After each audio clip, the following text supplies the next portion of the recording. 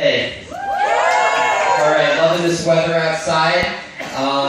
Most of you probably are. I'm not, because significantly fewer people have asked me if I would like to build a snowman in the last couple of days. Yeah, I would love to build a snowman. Thank you. I appreciate that, whoever just asked. As soon as the snow comes back. The Winter Olympics are going on, though. Those are great. Oh, yeah. And my favorite part about them is that the American Society for the Prevention of Cruelty to Animals cannot afford to play those sappy and sad Sarah McLachlan dog adoption commercials. Oh man, I feel bad about those, but it's just terrible marketing. Adopting a dog is supposed to be a really happy experience, and instead they're turning it into a challenge. Nobody wants a challenge unless it's alcohol related. And even then, we know that there's consequences. Adopting a Sarah McLachlan dog is the animal rights equivalent of a really bad hangover. It is. And it's like you come home with it, there was some difficulty driving, you get up the next morning, you notice a lot of drool all over your pillow, and you go downstairs and then there's just shit and vomit everywhere.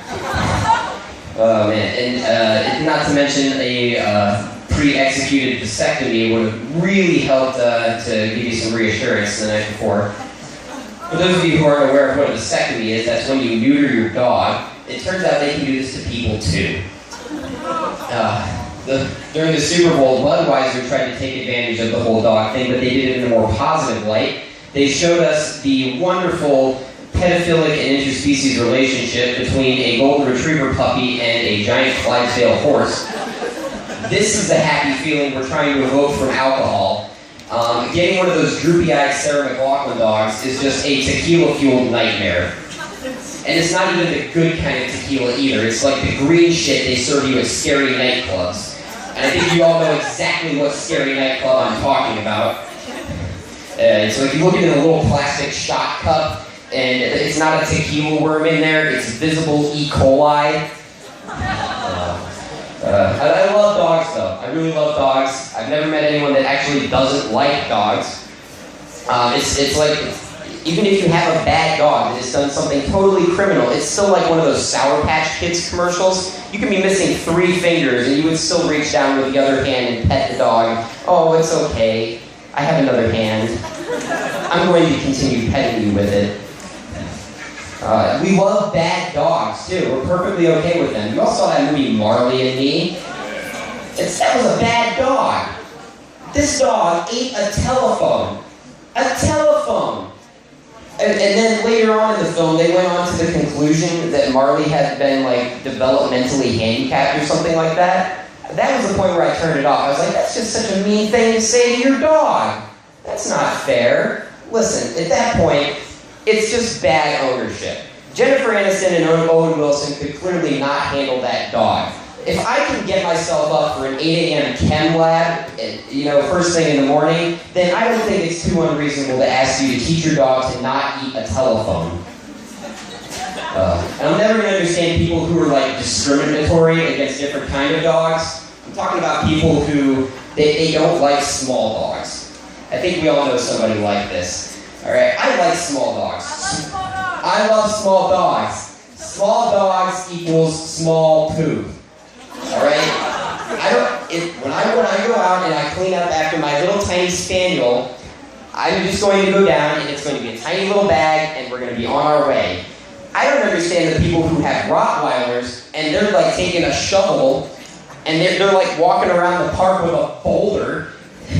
It's like you're King Sisyphus out here, destined to push this boulder of poop all the way away. And then as soon as you throw it away, there is another one, and you must continue the process. It's just terrible. And then there are the people that say, oh, I would love to just punt that dog. I could punt that dog. No, you couldn't. Even the smallest dogs out there are 10 to 15 pounds. That's like punting a bowling ball, all right? Except in this case, the bowling ball could come back and bite you and cost several $1,000s in veterinary surgeries. And it's not like it could work the other way around either. You can't just like gently toss a Yorkie into a set of bowling pins. It would land on its feet, and then it's just going to stand there and bark at the pins.